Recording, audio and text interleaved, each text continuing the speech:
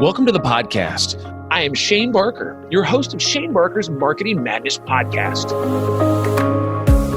Today, we're going to discuss the pillars of content marketing funnel. My guest, Joe Lazuakas, is the head of marketing at Contentlys. A technology and marketing journalist, Joe is a regular keynote speaker at several major industry conferences. He's also a best-selling author with his book, The Storytelling Edge: How to Transform Your Business.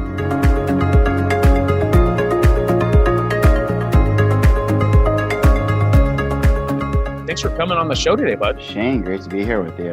Absolutely, man. Absolutely. So we usually like to start this off. Obviously, a lot of people already know about your background and some stuff that's going on. That's the reason why they want to listen to you today. But I wanted to kind of go in a little bit of background, kind of like where did you grow up? Like, I know you said right now you're in New York City. Of course, nobody can see you. I can. But you're in New York City right now. Did you grow up in New York, or give us a little background? I'm a Jersey boy, right over the river. So grew up looking at the New York skyline from the hill above my house, just imagining, like all Jersey boys, your chance to get a little piece of that island for yourself. And yeah, and I've been in the city the last 12 years. Nice.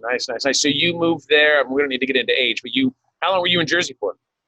Grew up in Jersey. I went to school at Sarah Lawrence College right outside the city, then moved to the city after college. Awesome. Was that a big transition? What about families? Family mad that you're in New York and you should be in Jersey hanging out, or what?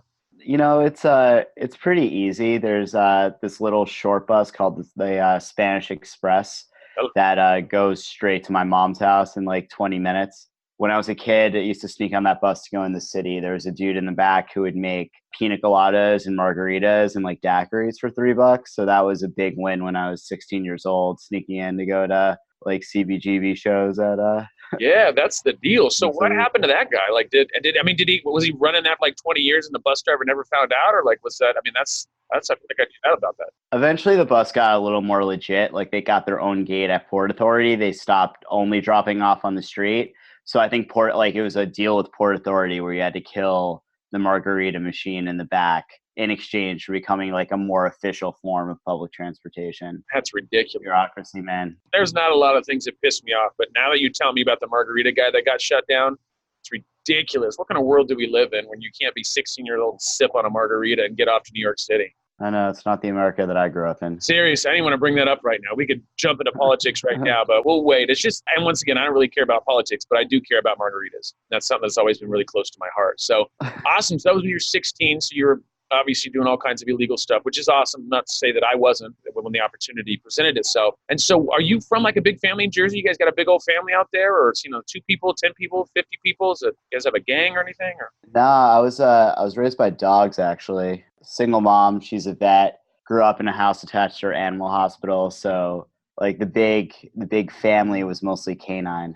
Gotcha. You're serious. Are you a dog person? Can we say you're a dog person? I'm a huge dog person. Yeah. Big dog person. Golden Labs, retrievers, definitely top of the list for me. Although like we always had a lot of rescues. Yeah. But yeah, I'm like a big dog person. So like I love all dogs, but preference is like a big, happy, goofy dog. Like that's peak dog in my opinion. And that's golden retriever. That's exactly the dogs you said are the dog that like every day they're like, you're back. This is awesome. I don't know where you were for the last 2 hours, but I got nervous. This is so cool. You're here again. And they'll do that for 15 years. Like every time they see you, it's just like a brand new, it's the best thing that's ever happened. It's the type of energy you want in your life. Yeah, I mean, absolutely. What's funny, they have, I've seen bumper stickers that say, act like the person that your dog thinks that you are, or something like that, or something where it comes down to like, dogs are just always, and I'm a huge dog person too. So we've got 2 dogs that we're both rescues, and I just tell you, man, it's just like you just can't, there's times I come home, my wife's looking at me like, oh God, he's back. My dogs are like, hey, this is good. You got treats. This is awesome, So it's kind of cool. It's kind of cool. So you are a really big. Do you have a dog currently or no? I don't. Like I travel so much for work. It's always been really hard to keep a dog. I'm getting close though. I feel like to the point where I'm ready for that sort of responsibility in my life. New York's a place where you're in a state of suspended adolescence for a long time. So right. I'm like just getting to that point where I'm ready for the dog commitment. There we go. That's good, man. Yeah, you don't want to jump in too early. New York's a different city when it comes to, and same thing like San Francisco, right? It's like, to make that full commitment. It's not like they just go run outside and go in your backyard for 2 hours. You can bring them back in, right? Exactly. Yeah, you got to need dog walkers. You have to have the doggy daycare. I'm also like someone who believes a dog should have a yard to run around with, that it's tough life for a city dog, especially a bigger dog. Yeah. So it's getting to that point of being, ready to move out to the burbs. I don't know if I'm quite there yet. Yeah, but you're on the cusp though. Well, you gotta keep us abreast of that, bud. Maybe send out a tweet or something when you get the dog, or maybe put on Instagram or something. We'll make it official. A lot of dog content. Yeah, that's your numbers will go up through the roof. Like I've actually thought about renting another dog. I was actually getting, long story short, I was going to go on a road trip. My wife's like, "You are not taking our dogs." Like literally, there was no budging. She's like, "I'll leave you if you try to take our dogs." So I don't want to lose 50% of everything I own. So I was going to go rent a dog. I thought about it, like literally taking it with me to take pictures and have fun. But then I'd end up keeping the dog too. So I got to be careful of that and potty trained in and on the road. And that's a whole nother deal. That does seem like it should be some sort of startup, like Uber for dogs. Right? Like, are you kidding me? Like, honestly, if it was a potty training dog, I would pay some cash for it. Like, that's the only thing I was a little worried about is like, I go into the grocery store, I open all the windows. Of course, it's probably 70 degrees. It can't be 100 or anything. And then I come back and the dog's just, taking a dump on my pillow. And it's like, whatever, bro. Sorry about that. And you're like, damn, that was my favorite pillow. Like, what do you do? Like, you can't beat the dogs. You're like, yeah. Dogs, you're like, hey, I get it, but you took a little dump while I was going and grabbing some orange juice and some water for you. And, it is what it is. So maybe we'll think about it. I think Uber for dogs. Potty training is their main feature. So we'll figure that out. That's a side business we'll talk about later. But so interesting fact. So, for me, interesting fact was that you were raised by your mom and like 4,000 dogs, right? That's kind of definitely an interesting fact. Anything else growing up? Is there anything else that you're like, yeah, there was not only that, but there was like this one thing that nobody knows about. It doesn't have to be too secret, but is there anything else fun? I had a giant Jufro, and I was a lead singer in a punk band, and I cannot sing. So that was like a very interesting 4-year experience. Would mostly just get away with it with very tight women's jeans and by just climbing on top of things and hanging upside down and singing that way. So it was like, okay, it makes sense he can't sing because he's hanging upside down right now in this dingy punk club in Bloomfield, New Jersey. I played football even though I'm 140 pounds. Yeah, there we go. So whenever I would watch the film for my high school games, it looked like they let a 7th grader run out onto the field. But yeah, that's probably covers a lot of the fun facts. I wrote a really bad novella when I was 17 years old in high school, which helped get me into Sarah Lawrence, but would be really, really embarrassing if it leaked to the internet today. So you'd pay big money if anybody has a copy of that if they're hearing this. Yeah, if you want to blackmail me, that's one way to do it. So many ways. So that's the cool part. So the punk thing. So you actually did it for 4 years. So they were like, God, you were like, either you felt you sounded awesome or somebody did because you discontinued, right? You're like, this makes sense. Was that a career path that you're like, man, everybody's way too drunk at the concert because they obviously think I sing good? Or No one was drunk. It was a straight edge punk band. That was very much the scene was no drinking, no drugs, live that hardcore life. No, it's just the standard for singing and a DIY teenage, hardcore punk scene is not super, super high. Yeah. I could do some falsettos when we started getting into a little bit of a screamo era. So, there's a lot of ways to get around it. Oh, that's awesome, man. So you were very creative in your singing abilities. So I've always felt like I enjoy being on stage. So I used to have a record company. This is many, many moons ago. And I say that very loosely. I'm not like I was part of Virgin Records or something. And I used to run a record company here in Sacramento that was very small time. And I used to love being on stage and, that kind of stuff. And so I thought, God, it'd be great to be a lead singer, except I couldn't rap. I couldn't sing. I couldn't do anything, for God's sakes. But I liked the idea of it. It was always kind of fun, kind of getting getting people pumped up before shows and stuff like that was always fun. But I didn't take it anywhere because I would have sucked and nobody would listen to me. So that's the end of that. But so tell us about your college. So you obviously went there. Was it just obviously a four-year college type deal? What did you study in college? Yeah, Sarah Lawrence is a liberal arts school right outside of New York. Actually, there was a New York Mag cover story about the college about a month ago about the secret cult at Sarah Lawrence. Did you read that story? Oh, tell me more though. So essentially it was this dude, Larry Ray. Larry Ray was this pretty notorious New York crime mobster guy. He actually got involved in a bunch of stuff. He's the reason that the director of Homeland Security in 2004 had to step down because of his associations with Larry Ray from back when he was, from when the director of Homeland Security, I'm blanking on his name now, had been the police commissioner in New York. Oh, yeah. Anyway, so Larry Ray went to prison, and the year after I got out of Sarah Lawrence, after I graduated, so in the fall of 2010, Larry Ray got out of prison and he moved into his daughter's dorm at Sarah Lawrence, at least according to the story, in Slonim Woods, one of these kind of hippie houses at Sarah Lawrence, and basically started a cult with the other 8 kids who lived in that dorm. And he lived on campus for a while, and then he moved all of them into this 1-bedroom apartment on the Upper East Side. And it's like a super wild story. And some of the kids are still in this like a little mini Larry Ray cult. A couple of them got out and were sources for the story. So that's where Sarah Lawrence has been in the news. Mark Wahlberg just optioned this as a movie. So that's awesome. So now I have a question for you. Now, is it awesome? I mean, I told you in the beginning, but I was like, the name it is Shane Barker's Marketing Madness Podcast, because literally we'll talk about marketing for whatever amount of period that is. But then we jump onto stuff like, no, Shane, let me tell you about this cult that happened here. I will tell you another thing. One of my past guests, this happened just 2 or 3 ago. I'm not going to tell you her name because you'll probably know who she is. Maybe I'll tell you off the air. Not that I need to do that because people are going to hear it anyways. She was in a cult until she was 21. Didn't know she was in a cult all the way her whole upbringing. She literally had to leave in the middle of the night and moved in with a guy that was her client that she would write content for, and they got married like 3 months later. How's that for? Yeah, didn't even know she was in a cult. Wow. Like all of a sudden, I was in the nursing program. And then everybody was like, I think you're in a cult. Like, she can't do this, you can't do that. And they can't talk with anybody on the pub. I mean, there's just some weird stuff going on. And she had to, her and her sister, bailed out on the cult in the middle of the night and has never gone back. And she was, and the guy that, it was one of her clients off of Get a Freelancer. Remember that the site now? It's Freelancer. Back in the day, an American Writer, this was a client and they were talking on Skype and he's like, you got to get out of there. And she's like, what do you mean I got to get out of here? She's like, you need to get out of there. That's a bad deal. And she's like, well, can I come to your house? And he's like, yeah. And I'm like, well, that's super safe. I don't know if I'd go from a cult to meeting a guy online that's my client to go living with him. But it all worked out. They've been married for 8 years and they got a successful business together. And I don't know why. Shit, so I don't know. We get a lot of cult buff. I mean, this is what it is. I might have to rename the podcast Shane Barker's Cult Talks or Cult Cultivations, or I don't know. We'll figure it out. But so Larry Ray is, I don't even know how to, Larry Ray is, okay, I'm going to have to look this up when we get off the thing. I mean, this is super, this is the kind of stuff I enjoy. Yeah, he's this, it's a crazy story. It's a very well-written cover story for New York Mag by another Sarah Lawrence grad.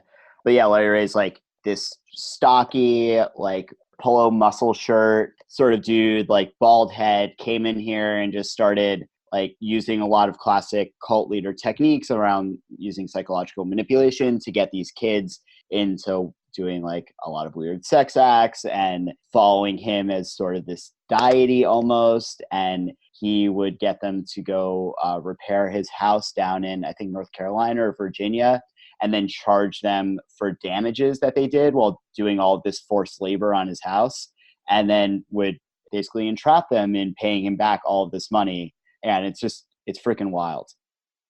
So Sarah Lawrence, usually not a place you join a cult, usually just a very lovely art school right outside the city that looks like Hogwarts, that has one of the best writing programs in the country. But right now it's getting a lot of heat for semi-enabling a cult. Interesting. That's when they're when you're very liberal, they're like, we'll let anything. It's not a big deal. We're going to let the students do what they want. And then all of a sudden, well, except the whole cult thing. We probably should have stopped the cult. We didn't think about that in the long term. I mean, definitely some anti-cult stuff in the handbook now. Yeah, they're going to be so here's the deal. Just because of what happened 2 years ago, we're sorry to announce that there's no more cults. And people are going to be what? That's half the reason I joined. I was looking for somebody to manipulate me from the mob. That's exciting stuff, man. So that's good. So is there, and people can't see this because we're on a podcast, but the way that I see right now, it looks like you're part of the witness protection program because it's just you're all black and it kind of goes like this thing. You have the New York background. I mean, is there a reason why you're not showing your face? Which is cool. It's a podcast. I didn't tell you it was going to be any. I just didn't know if you were part of the. We weren't part of the cult. To be honest, it's just you can't answer. Yeah, actually, it's just there's a bunch of stuff written in Sharpie on my forehead. But had a little wild night. So keep making fun of us, Shane. I got 8 people taking a road trip. Keep it up, Mr. Funny Man in California. That's a crazy story. That's awesome. That's the kind of stuff. That's the reason why I like these kind of interviews, because you just never know what you're going to find out. Now we're going to jump into content marketing, which is nothing compared to Larry, right? I mean, I feel like Larry Ray, I know what that guy looks like. You explained it to me, but in my head, it was exactly how you explained it. Larry Ray, I even see potentially, even though he was mobster, I almost see a ducktail, but I guess he wouldn't have that. I don't know. Anyways, I'll look him up because he's definitely going to be probably going to have a book, or what you said, maybe a movie. So good old Wahlberg trying to take advantage of that's a good deal. So how did this, and let's transition this here. How did you get into content marketing? How did this, obviously you were a writer. Is that what you were kind of looking to do at the school you're going to? Yeah. So journalist by trade. I started a news site called The Faster Times out of school with some folks I'd worked with at Nerve, which is the sex and pop culture mag that was kind of big in New York in the 90s and 2000s. So we started this news site. It was a very socialist business model in that we would pay our writers 75% of the ad revenue they generated. Section editors would get 10% of the revenue. The problem was, while we were getting a lot of traffic, had millions of readers, display ads paid terribly. So we're figuring out, okay, what are other ways we can make business or make money in this business? So we started a branded content studio back in 2010 before they were really a big thing at publishers, and partnered with one ad agency in particular to basically be their editorial wing. So leveraging all the freelance writers we used to create this branded content offering. And and it was this era where brands were really getting into social media for the first time. They needed to create content and connect directly with consumers. So we saw a pretty obvious need we could start to fill. More and more, I took on that part of the business because it's where we were making all of our money. And that got me into this content marketing world of realizing like, oh, wow, there's this very interesting thing where brands now want to actually create like interesting content to help people navigate their finances or figure out how to use a new technology or understand what the future of their industry is going to be. And when I was doing that, Contentlys came out. They were in Techstars, one of the incubators in New York, in 2011. And I was like, oh, this is a much smarter way of doing what we're trying to do. Because they had a platform, they had this network they were building of all these journalists all over the world. Like we had a few hundred, but they were building up thousands. So I hit up Shane Snow, one of Contentlys' co-founders, and was like, hey, we've been doing this. We have some writers as well. Would love to work with you guys. Started doing some work with Contentlys when they were 3 or 4 people. And then when I sold Faster Times, I came on to Contentlys as our editor-in-chief to build up our own content program or print mag or video stuff or blog, The Content Strategist. And I've sort of been there ever since in a few different roles. That's awesome. Yeah, that's kind of cool. I was wondering that transition from where you were at with the magazine or the thing you guys were doing online into Contentlys. So that's awesome. So Contentlys was they came out of Techstars, is that what you said? Yeah, Techstars. Cool. And that was a little while ago now. What, 8 years ago? Yeah, it's 2011 into 2012, so end of 2011. That sort of doing well in Techstars, got some good buzz, propelled getting the seed funding and the Series A. So and there's actually like a lot of interesting startups that have come out of Techstars as well. Yeah.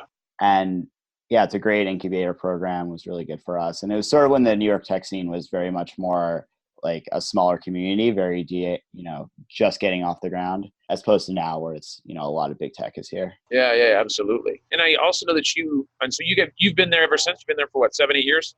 Yeah, started freelancing about 7 years ago. I've been there full time for about 6 years. Cool. And so I also saw that there was over a Content Tech Summit. I think you spoke over there, didn't you? Yeah. What did you speak on over there? I talked about the 4 keys to great content marketing over there. So did a little neuroscience of storytelling, walked through some different content strategy models, talked about how to really do content across the entire customer journey instead of just viewing it as this top of funnel awareness, editorial activity, stuff like that. So cool. So you're obviously your specialty is obviously writing, but also you're the editor-in-chief over there, right? No, I'm our head of marketing. Oh, head of marketing. Oh, awesome. I started out as editor-in-chief. Ah. Now they let me run the whole thing. What? Man, look at that. They're like, no, here's the keys to the castle. Yeah. But they don't know what happened with the whole Larry thing, do they? That's going to be do you think it's going to change things? I mean, you know what? We started an investigative journalism foundation called the Contentlys Foundation back in the day. So maybe we can use that to find out the true story. What the story behind the story is here. Yeah, no, I mean, I'm not advised. I'm not saying that they should do that, but I don't know, just something to look into, I guess. I want to know who's in your company and what's going on, right? So you and Shane Snow, so you guys also have a book. Didn't you guys do the Storytelling Edge? Wasn't that your guys had your business? When did that come out? That was just a few years ago, or is it? No, it came out last year. Last year, okay. And so why did you and Shane decide to jump on a book like that? What was the premise of that? So it started when Donald Trump got elected and we were super depressed and needed a winter project together. So we were actually in Portugal speaking at Web Summit for the election. And then we were like, man, we need something to take our minds off things. So yeah, so we started working on this book. Basically, we realized there wasn't a book that really was very story driven, that walked people through why stories are so impactful on us as human beings, and the patterns of great storytelling that people have used over time. And then, taking those lessons and how to apply it to your business and to your life and your career, especially in a leadership role. So, most marketing books I find to be like a little bit pedantic or sort of reading like a really long white paper. And we wanted to write something that was a little more narrative nonfiction, very light, very fun, but still would really teach people the fundamentals of what great storytelling can do for you and everything you're trying to do in your day-to-day work and life. And I think there is still a huge disconnect with brands and being able to really tell that story, right? Of what their story is. I think a lot of brands assume, whether you're small, medium size, or large, but like, it's like, do people really care? Or how do I tell my story? Like, oh, it's just my story. Like, it's not that big of a deal. But I think people love that, right? I mean, wines being an example, there's beer, there's all kinds of stuff where, wines, they'll go in, like, wine salespeople will come in and say, oh, let me tell you about this. And this came over from 500 years ago. The guy came over with a wood nickel, and one seed, and then he dropped the seed, and then that's how he started doing this. And then he grew to this, and he was a slave for 10 years, and then he got out and he grew his orchard, and then people were like, oh my God, this wine is so good, because the story behind it, right? I mean, there's something to that about, if you're able to tell a good story, it makes everything better, right? And I think the same thing with brands, and I think a lot of brands don't necessarily know how to do that. So would this be a book if I was a brand and I was listening to this and said, hey, I feel like we have a story, but I don't really know what that is. You guys give like examples in the book. Is that what it is? Kind of like, this is how you pull it out of your story, your company, your brand, or? Yeah, we tell a lot of stories of brands that have been really successful in this way, but also we go over the 4 keys to really effective storytelling and how to leverage those in the sort of stories that you could tell about your brand. To your whole point about beer and wine is really interesting, because when we think about the original purpose of brands, it wasn't a marketing activity. Like, we first came up with brands to be able to trace the line of production so that people knew where a product they were buying came from. So they know like what the quality would be, what they could expect. And that lineage and that history is a lot of what's at the core of the value that having brands in the first place, like this question, why do we even have brands, exists. And so, for something that is a food, a wine, like a cheese, like those are things that we really want to know the history of, like where it came from, what is the production cycle that's gone from, the earth to my body. But that's less true for, say, like a marketing software company, right? Like, origin stories and what motivates you does have a certain place. The fact that Contently was a company started by journalists to help them connect with brands that can give them really high paying work is something that's important to us. But it's not like, our day-to-day content can be telling that story over and over again. Really, the stories that we have to tell have to address the things that our audience really cares about. And I think in B2B, that's surprisingly simple, because if you can create content and tell stories that help people do their job better, they're going to really, really like you. They're going to feel really good about you. They're going to want to work with you. They're going to think that you're smart. So in so many ways, I think a lot of the content strategy frameworks that we have out there, a lot of the marketing advice that's out there tends to overcomplicate what brands actually need to do when it comes to telling their story. Whereas it's really at its heart quite simple. If you're focused on the things your audience is actually interested about, if you're focused on telling stories in a way that makes it as easy as possible for them to immerse themselves in it, and if when you're telling your story, you focus on the values behind what you're creating, as opposed to just these bulleted press release memo talking points, you're much more likely to be successful. Yeah, I think that's true, man. I think the problem is it just, especially these days, because there's so much information out there. It's like, how do you tell your story? And then I think another thing is too, is when you tell your stories, also that's a little bit of a longer term play. What I mean by that is, people are always looking for, I want something to happen as soon as possible, right? And it's like, well, telling your story, like, that takes time to build a community and for people to understand what they got going on and how you're putting your message out there, and through what platforms. And it just takes time, but I think it's one of those things that if you build it correctly from the beginning, obviously I think then you have a certain culture or foundation of things that you're putting in place that I think would be, great down the road. Yeah, it's this balance between long-term marketing and short-term marketing. And so much, especially in the digital age, our incentives have been drawn towards short-term marketing, right? Like, Yeah. the whole reason that you see a lot of brands going through these big digital transformation type efforts right now is because basically over the last 20 years, we've just been layering more and more crap on our websites and our marketing programs to solve short-term problems. It's like your website's not converting. Like, oh, let's not break it down and look at our messaging and the simple experience of our website and how we communicate our value prop and how easy do we make it for people to find out more. The answer just becomes, oh yeah, well, let me just throw a chatbot on here and that'll fix everything. And oh no, like let's just throw some pop-ups on here. And then also let's add in a marketing automation system that will harass everyone with emails every time they visit a solution page or a shopping cart and don't come back. And we just layer more and more of these short-term tactics on top of each other in pursuit of that, quick hit of like, I got this temporary short term 0.3% increase in my click-through rate, or I got 20 more leads, this week than I did last week, without a lot of thought to the broader reputation and relationships you're building through your brand. And that's, I think, what makes content hard inside of a lot of organizations is that while content can have insane short-term impacts, if you produce a really good piece of content and your audience finds a lot of value out of it, you first do need to establish that audience and that community that trusts you because you have delivered a lot of valuable stuff to them. Yeah. Well, it's funny when you're talking about like put up a chat bot and do all that kind of stuff. I was debating whether you had read my blog or not, but now that after you said that, I was like, he does read my blog because that's like the stuff that I write about, which is super uncomfortable. No, I'm just kidding.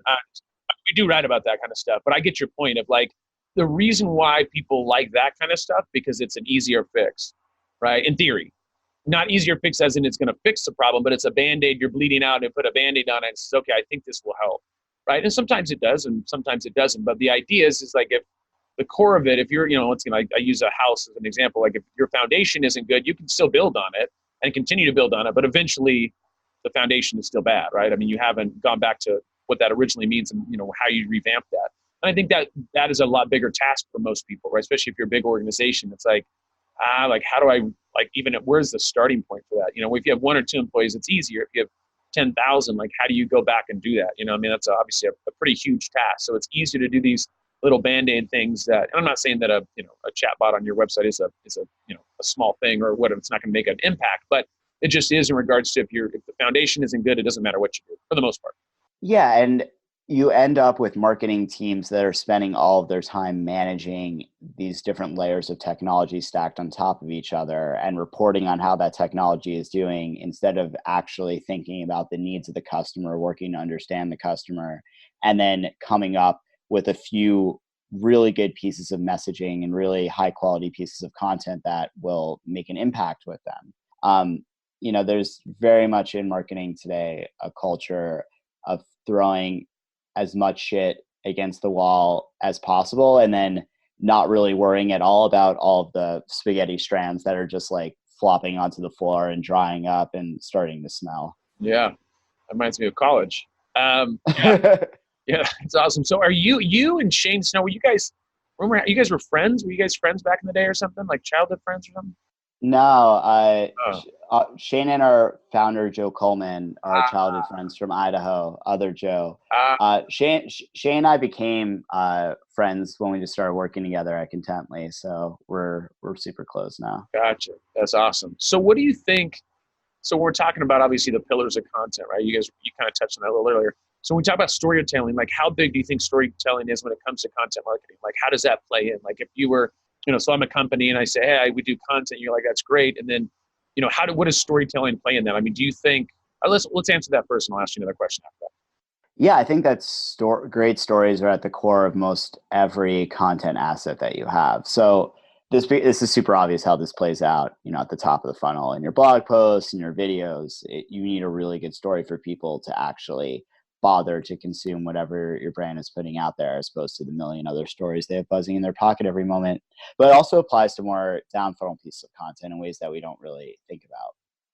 Like when you're producing a case study, you should be thinking about, what is the real tension here, right? Like who is the protagonist? How am I crafting a story in which my target audience can see themselves in the person that I helped at, one of my existing clients?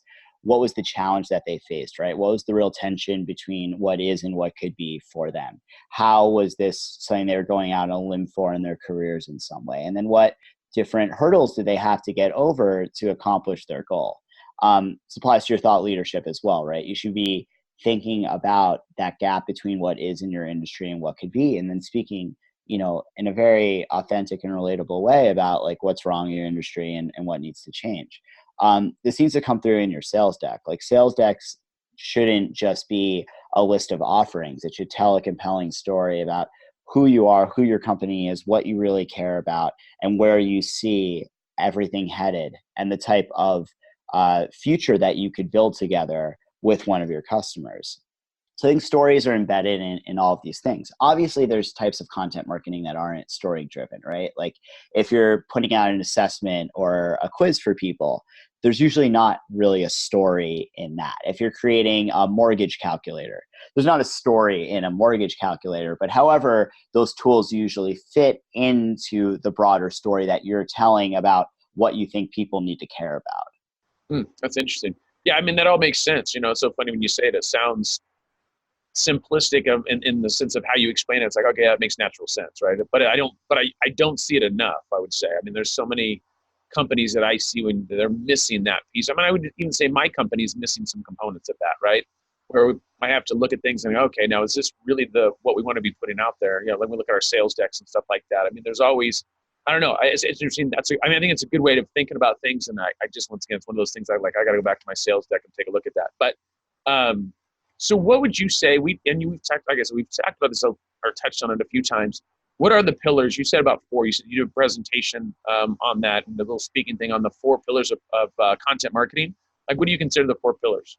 So, I mean, I think there's a few different ways you can answer this question, but, some of the biggest keys are, 1, the content has to be really good. Like if you're not leveraging the best storytellers in your industry to create content that's can compete with everything else your audience has a choice to consume at any given moment, you have no chance to break through. And you have to be saying something completely new. Like if you're creating a piece of content where 10 tips for social media marketing for small businesses that someone could go and Google and find 50 alternatives that are just as good, you're not going to do anything to build your brand. So you really need to commit to telling stories that are unique and can compete with the best of what's out there. I think that you have to take a very audience-centric view of your content strategy. That sounds a little buzzwordy, but basically just create stuff that your audience is genuinely passionate about. There's this pyramid called Polykov's Pyramid of Engagement that this British agency Cell created like 10 years ago. And I love it because it's a pyramid and just a little bit at the top lists things that your audience is likely to care about, which is things that they're passionate about if you're B2C. So like wellness, health, travel, fitness. Like if you can help those do those things better, they'll be interested in it. Or their job. If you're B2B and you can help them do their job better, learn a new skill, get that promotion, be better at their career, that's content people will be really interested in. And then the rest of the pyramid is everything else, which they have this great phrase, audience is not likely to give a monkey's chuff. I don't even know what a monkey's chuff is. But so many brands start in that big part of the pyramid that is everything else, right? It's like, well, what is the message we want to get out there about this product launch today? Instead of starting with what are the challenges that our audience is facing? What are stories that we can tell about what they need to do to move up in their career? And then you could find ways that your product and your offering integrate into that, right? But we often just start from the wrong place when it comes to audience-centric storytelling. The third key is viewing really content, not just a top of funnel activity, but a full funnel, full customer journey activity. What I'll say that you see inside a lot of organizations is that it's a Heckle and Jive situation. It feels super schizophrenic in that you'll get all this really useful content at the top of the funnel. But as soon as you convert into a marketing qualified lead and you talk to a salesperson, it's a totally different scenario where you're not getting that helpful, consultative, sort of lighthearted tone that you got there. It's like you've gone from being like Beyonce, and then suddenly you're talking to Jeff, the used car salesman. Yeah. And it just feels like this very disjointed and very unsatisfactory experience for customers. So marketing really needs to come to own the full customer journey, especially when it comes to the content you're creating. And so those to me are some of the biggest keys that come into content marketing. I think depending on the problem, there's different ways that you can frame it. Yeah. Obviously it's really important that you're mapping all of your content goals and marketing goals to larger business goals. Like you're not just looking at vanity metrics like page views and shares and likes, but that's just logical, good marketing. Yeah. So what do you guys do at Constantly? Like word of regards, is it a lot of storytelling type stuff? Or what is the mix that you guys do at Constantly? So what's interesting is Contentlys started as freelance. We had this freelance network of tens of thousands of freelance creatives, writers, filmmakers, videographers that we wanted to connect with brands that we saw that they needed high quality talent to be able to create good content. Over the years, and how that we evolved is in two ways. Is one, we realized, things are chaotic inside of big brands. They need a platform that integrates with their CMS, with Salesforce, everything to manage all of this content. Yeah. So we focused a lot in building that up, becoming a little more of a SaaS company. And then the third piece that I was in charge of for a few years was building up our content strategy arm, because we realized, we can give brands all of these great writers and filmmakers, and we can give them an awesome platform to manage everything. But a lot of brands don't know what they should be creating or what to do or how to map this content to their customer journey and how to prove out ROI to their CMO and their CFO. So let's build that up as well. So where we've landed is this very much three-pronged solution of great content strategy services, a content marketing platform to actually operationalize all of the things that we recommend, and then our content talent network that allows you to connect with, writers who can actually create extremely good content in your industry. And it's been an interesting, wild ride just seeing the industry evolve and coming to understand the needs of our clients and building the solution along with them. One thing I'm really proud of is that the average piece of content created through Contently gets a 4.85 out of 5 rating on average from our clients. So I feel like we've done this really hard thing of figuring out how to create content that people are really happy with. But now the challenge that we face more and more is figuring out how to help our clients that are usually these smaller marketing teams within an organization spread what they're doing to everyone else across the org. And that to me is, the next era of our industry where we see content really start to spread its wings and become a more dominant force inside of enterprise marketing orgs. What kind of reporting do you guys do? So in other words, if I was a client, I'd come and grab some content for you guys. What are the metrics or the KPIs, or what do you guys look at when to say, hey, this was a successful piece of content? Yeah, it depends on the goal for the piece of content. So our own analytics at Contently are more awareness focused. So it's basically like a little bit like Chartbeat, if you remember Chartbeat, which is deep engagement metrics around how much time are people spending with your content, how much they're returning to it, what's their finish rate. We have this product Docalytics that gives you that information on PDF content, which no one else in the industry has. But more and more what we find ourselves doing is, the truth is that no one piece of marketing technology is going to give you the full picture of how your content's performing, right? Like we're not going to do that. Google Analytics isn't going to do that unless you have a really simple conversion flow pathway that you want to look at. Like Salesforce just on its own isn't going to do that. Marketo on its own isn't going to do that. So a lot of the work, honestly, has come to helping our clients bring all of their data from their disparate sources into a single data visualization tool like Looker, Tableau, or Domo, or Google Data Studio, so that they can get one holistic picture of how their content's performing across a range of KPIs. Because usually it isn't just one goal, right? It isn't just an engagement or brand awareness goal for your content. You also want it to drive leads. And then, we want to see how those leads are then converting into MQLs and how they're becoming SQLs or ops. And are any of the leads that are coming in that entire flow turning into deals eventually? If you want to do that, you need to get data from at least 3 sources in most cases. So, I personally think that like any marketing technology company that's coming there and is like, we have the one metric that'll solve it all and the analytics that you need, the only analytics that you need to be successful, that's BS. Like, it's total BS. The biggest value that I think we can provide is just helping our clients use the technology that they already have in-house, but setting the right KPIs and bringing it in an easy to visualize way and easy way to report up the chain to their executives. Yeah, make it presentable, palatable. And what are 3 softwares that you like, if they took these away from you today, that you couldn't live without? Like, what are 3 softwares you're like, man, this is like, I couldn't live without this, this, and this? I mean, practically in my day-to-day job, we would die without WordPress, Salesforce, and Marketo. Like, that's where like all of our marketing functions live, as well as MailChimp.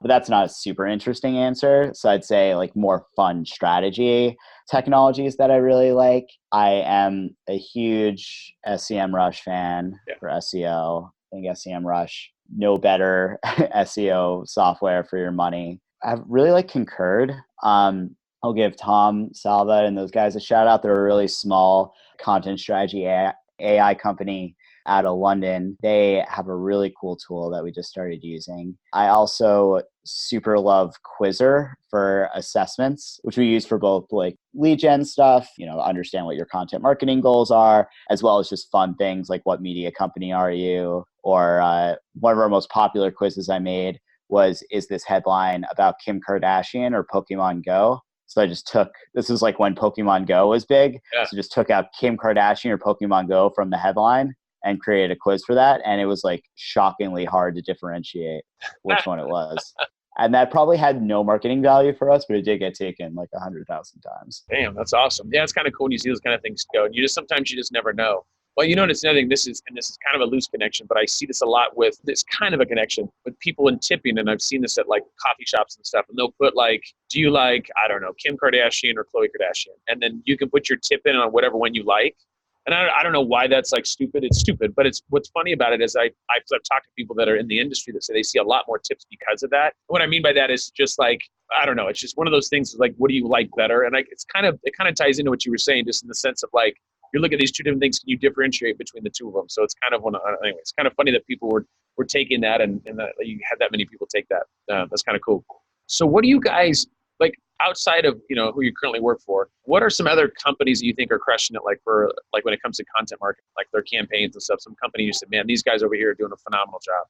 And one of my all-time favorites has just always been Dollar Shave Club. Yeah, the video. Yeah, I love this. Well, yeah, I mean, the story of that is amazing. Like, it's Michael Dubin, the guy that started it. He was just an improv comic in New York who held a few marketing jobs. And he was just at a Christmas party that his dad was throwing. And he started talking to one of his dad's kind of sketchy friends. And the dude was like, yeah, I got like these 100,000 razors in China. They're super cheap. Just don't know what to do with them. And he like got this idea that, buying razors sucks. He could create a subscription razor company. But because he was just some like 29-year-old improv actor in New York, no one wanted to fund him. So he took his last $5,000. He made that viral Dollar Shave Club video, and that's what launched his entire business. And when Unilever bought them, they paid $1 billion for them, but the analysts thought they only should have been valued at $300 million. But the reason Unilever paid so much is because all the stories that Dollar Shave Club put out there, every time they launch a new product, they do a new viral video. They would ship their bathroom reader with every single order. Yeah. They started Mel, which is like an awesome men's magazine that legitimately competes with GQ now. And because of those relationships they built through stories, they were able to have just an absolutely insane exit. I think they've, done a great job. Patagonia, obviously, like the documentaries they put out are beautiful. The way they actually live their values as a brand of caring about, environment and the passions of the outdoors, I think comes across so well. Red Bull's the example that everyone uses, but still the way they've built a legitimate extreme sports media empire. Yeah. I think you can't deny. There's someone we've definitely tried to work with a bunch over the years, but they're very German and very hard to get in touch with. Yeah. But they would be a dream client to work with, I have to say. Yeah, because they're like an entertainment company, right? I mean, yeah, they're selling a product is is just secondary. Yeah, they're just great. Same with Monster, kind of that same thing of like, hey, we're more entertainment, getting the word out, having fun, content type stuff. Just cool. Yeah. Do you have any other side projects you're working on right now? I mean, either with like yourself, or you're writing a book, or you got anything fun in side projects? Yeah, working on another book. Can't announce anything yet, but have a very interesting co-creator I'm working on with it that I'm super excited about. Otherwise, Shane and I have a couple things in the works that we've been doing on the side that I also can't talk about, but that I'm excited about. So, I have no life. Like, I just work a lot, really, here, like everyone else in New York. So, just a lot of outside of the day to day, there's a couple side hustles. And I know you can't talk on it, but the new book you're coming out with, is it have anything to do with you and Larry, or is that not?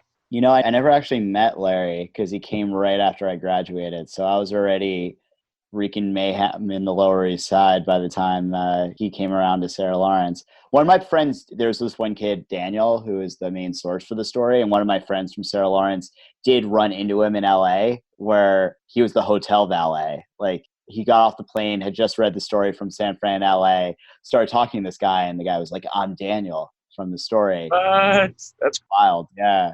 That's like full circle. Hello. Yeah. Well, I'm excited about the Larry guy. I'm gonna go stalk him a little bit. So we, obviously there's always questions that we send over to people, and I sent one over to you that I thought was gonna be super interesting. And I was like, oh, this is gonna be some juicy stuff about a nickname of Mr. Peanut Butter. But then you told me like there's really no great story. There was like it's an ex-girlfriend and it's really exciting. There's like, but you did say that you do have a nickname of Laser. So we're going to transfer the peanut butter energy over into the laser energy. And tell me a little bit, how'd you get that nickname? Yeah, so like Laser is what everyone at work calls me. It's literally like just my work nickname. Everyone in my normal life calls me Joe, which normally you think it would be the reverse. And it started because when I first was working with Contentlys, our old director of accounts, Rob, changed my name in Gmail and his contacts to Joey Laser as like a being from Jersey joke. Like, yeah, Joey Laser from Jersey Shore, go down Seaside, Heineken's and Jaeger bombs all night. And so he changed my name in Gmail to Joey Laser. And suddenly these clients I was working with thought that was my real name. So they started calling me Laser. And it just sort of snowballed from there. And like everyone calls me Laser now. Like all of our clients know me as Laser. Everyone at work calls me Laser, which makes me sound like a drunk frat boy. Yeah. Actually, Sarah Lawrence doesn't have frats, so I never had that at that point in my life. Yeah. It was just a writer and at a feminist college. Yeah. That's just like my personal brand now, I guess, is Laser. That's it. So you could never get rid of the Laser. Do you think when you pass away that you'll put that on your tombstone? I mean, it depends, how close I get, how long it sticks, Yeah. Eventually, like, I won't work at Contentlys. So, like, will that carry through there? Like, is that going to be my permanent brand? Maybe in quotation marks or something? Yeah. There's worse nicknames in the world to have than Laser. Really? Want to talk about that? Or? No, I mean, like, I haven't had any personally, but like one of my friends, his nickname is Squeak from, what was that? From Basketball. Like that the South Park creators. Yeah. Movie? Yeah. So that's a way worse nickname, is being called Squeak than Laser. Yeah, Laser, there's like Major Laser, which is, I think there's Laser's not bad, but yeah, there's definitely some other ones that can, I was named, this was at my church group, this is a whole nother story, but there was a girl that called me Rocky, and I was thinking Rocky the Fighter. I was like, oh, that's awesome. Like, I'll take that. She was, no, Rocky and Bullwinkle. So I like instantly got downgraded. Like, I was like, oh shoot, I don't want everybody to know that one. That's a very 1960s reference. Right? How old was? Yeah, this was, friend. I think she was 100. No, I don't know. She was probably at that. No, she was at like a teen group. She had to have been like 17 or something. I don't know. Like I said, she called me Rocky, and I was like, I was pumped. I was telling my friends, like, yeah, that's awesome. Like Rocky, that was Rocky, and obviously all the fighting stuff was awesome. And then she downgraded me. I think I switched churches. I was so pissed. But anyways, shout out to Nikki for giving me a terrible, terrible nickname at that time that is gone now, except I just brought it up on my podcast. So do you do a lot of traveling, bud? You were kind of touching that. You said you don't have a dog because you do a lot of traveling. Like, where do you travel to? What's your favorite travel destination? Oof, it's a good question. I spent, so I had a 2-month sabbatical from Contentlys this winter. After 5 years, you get a 2-month paid sabbatical. So I finally took it this winter and went to Honduras, Brazil, and Colombia, which is awesome. Yeah. Rio's incredible. I'm a big fan of Colombia as well. I've been there a few times. Probably like my favorite place that I've been there I really want to go back to is Albania. I hitchhiked in Albania when I was 21 years old. I hadn't yet seen Taken, or I don't think Taken had even come out yet. So like I didn't quite know it was like a bad idea to just like hitchhike through Albania. And it was amazing. Like everyone's super friendly, it's super cheap, gotten some really weird adventures, and it has this super special place in my heart. But yeah, I travel as much as I can. Now that I've switched over from being client-facing, running content strategy, to in-house with marketing, a little bit less travel than usual, which is kind of nice. But yeah, there's a lot of great places in this world, man. I do. It's funny, and it's very seldom that somebody will say 4 countries that I haven't been to. I've been a good amount of places. I haven't been to Colombia, though. I haven't been to actually any 4 of the places that you said. But Albania, that would be something that would be on my list, but maybe I need to add that to one of my top 10 or top 20 lists for sure. Yeah, do a nice little run from Croatia to Montenegro to Albania to Greece. It's a really nice Mediterranean stretch. Yeah, that's awesome. And I travel quite a bit, but I want to start traveling more. I'm always looking for, I've said this before in my podcast, like any kind of keynote speaking opportunities. If I get a chance, and if it's in a country I haven't been to, my rates go down to pennies on the dollar compared to what I would usually charge. So I enjoy that because it's like I want to go to that country. So I don't know, maybe I'll make a map on my website and then people can look at it and they can lowball me in the countries that I haven't been to yet. And then hopefully I'll hit all the countries and then I'll be back up to my normal rate.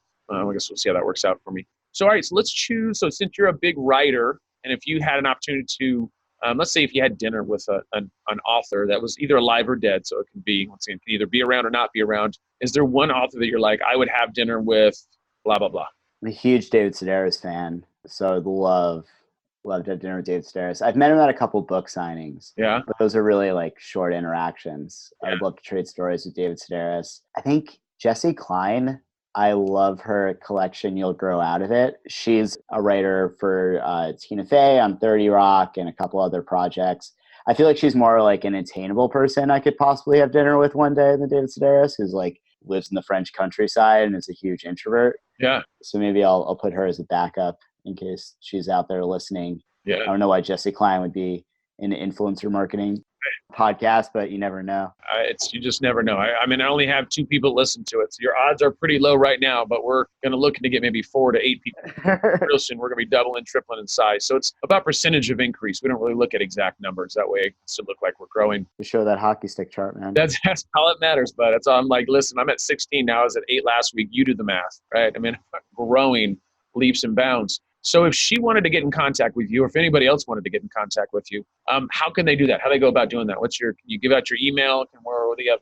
Instagram? What do we got? Yeah, I mean, Twitter's where I live, like most New York media marketing people. So just at Joe Lazuakas on Twitter. DMs are open. Holler at me. There we go. Joe, it's been a pleasure, buddy. Absolute pleasure. Thanks for the stories, too. I'm going to go look up Larry after this. Hopefully, you might probably have Homeland Security come and take a look at me if I get too crazy with the Larry story. But once again, thanks for telling us about that, man. Hope you have an awesome day. And like I said, as soon as this thing comes out, we'll send you out all the fun information and we'll kind of go from there. All right, great. Thanks, Rocky. All right, brother, man. All right, take care.